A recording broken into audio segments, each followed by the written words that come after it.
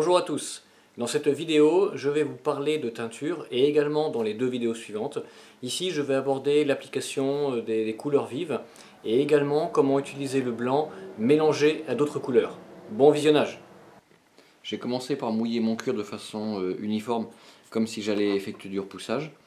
Maintenant, je vais appliquer les couleurs. Donc, je vais commencer par toutes les couleurs bien spécifiques, le jaune, l'orange, le rouge, le vert, le bleu, etc. sur la licorne et sur les différents petits éléments qui se trouvent autour, également l'arc-en-ciel. Et seulement dans un second temps, je ferai le fond et le corps de la licorne.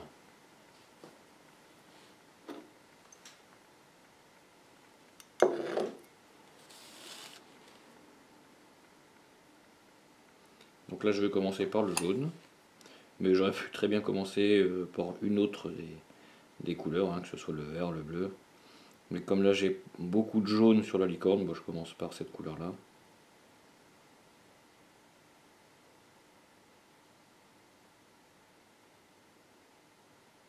Afin de vous faire économiser du temps, parce que là la teinture va prendre peut-être 1 heure, je passe en mode voix off et je vous explique donc rapidement ce qui se passe. Donc ici je teinte effectivement toutes les couleurs au pinceau, et surtout la petite chose importante qu'on ne voit pas forcément là au montage, parce que j'ai fait quand même plein de coupures pour justement raccourcir le temps de visionnage.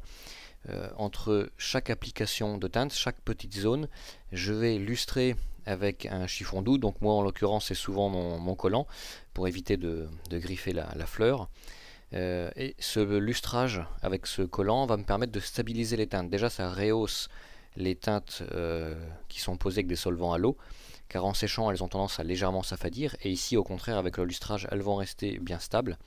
Et surtout c'est ce qui va me permettre, comme on peut le voir ici, de remouiller sans risque d'avoir un effet de délavement de mes teintes. Elles vont rester bien stables et ça va me permettre de faire mon fond.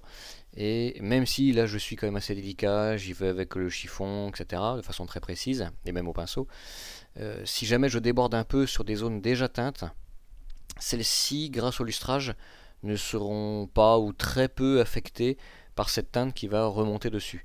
Donc ça me permet, voilà, comme ça, de faire un fond assez rapidement, et je vous montrerai dans une deuxième vidéo où là j'hésite pas, je passe l'éponge carrément sur les couleurs que j'ai déjà appliquées au préalable, parce que de toute façon la première couleur que vous allez appliquer sur le cuir est celle qui sera entre guillemets la plus stable. Alors bien sûr si vous mettez du jaune et ensuite du noir, bon il y a quand même des limites, hein, bien sûr, mais voilà, on a quelque chose de très efficace au niveau de cette protection, pardon, grâce au lustrage.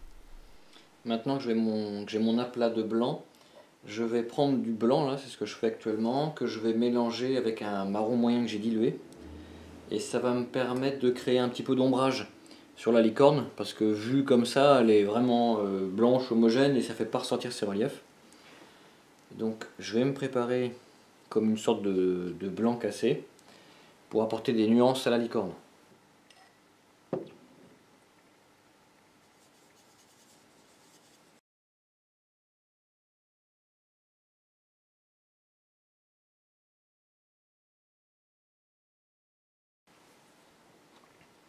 Idem ici avec du bleu. Donc je vais mélanger mon blanc avec un bleu pour souligner l'œil.